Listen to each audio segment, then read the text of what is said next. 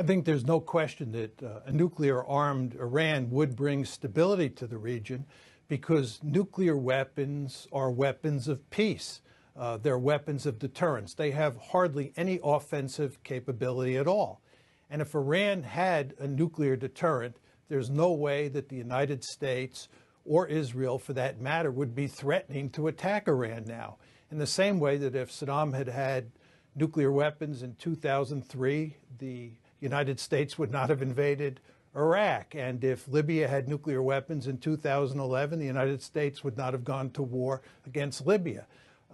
So I think that if you had a Middle East where other states besides Israel, and this of course includes Iran, had a nuclear deterrent, it would be a more peaceful region.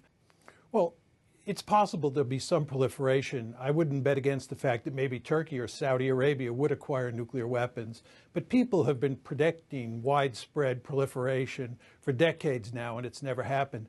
But I think there are two reasons that it wouldn't happen.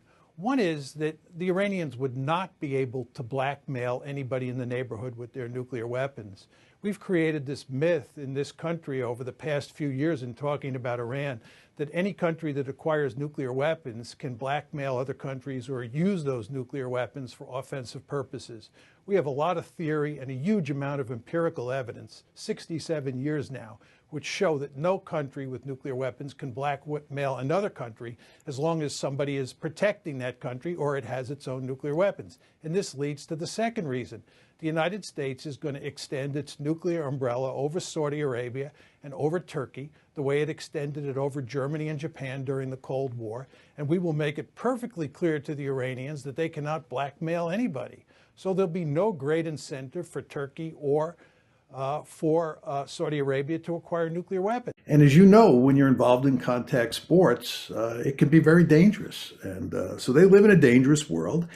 And on top of that, nuclear weapons are the ultimate deterrent, right? It doesn't get any better than nuclear weapons. And of course, this is why states pursue nuclear weapons. I believe that if Iran had nuclear weapons, the United States and Israel would not be threatening to attack Iran.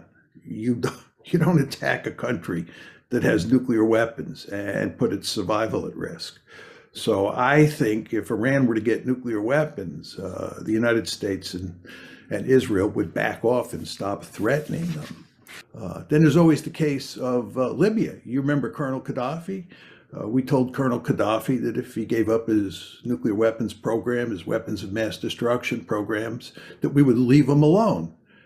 You know what happened to Colonel Gaddafi? He's now 6 feet under, and we helped put him 6 feet under. If I were Colonel Gaddafi, I would have developed nuclear weapons. North Korea?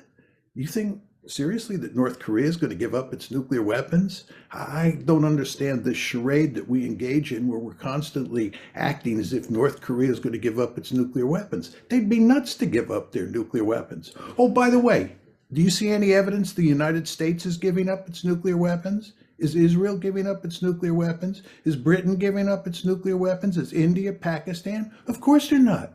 Why not? Because nuclear weapons are the ultimate deterrent. In the case of Israel, it's by far the most powerful military in the Middle East at the conventional level. Does it really need nuclear weapons? You could argue it doesn't, but they're not giving them up, nor is Uncle Sam. Uncle Sam is by far the most powerful state on the planet in terms of its conventional forces. It has never shown an iota of interest in giving up its nuclear weapons. In fact, it's going to modernize its nuclear deterrent. So all I'm saying here is there are really powerful incentives for a country living in a dangerous neighborhood that has the United States and Israel out there with their gun sights on you to get nuclear weapons.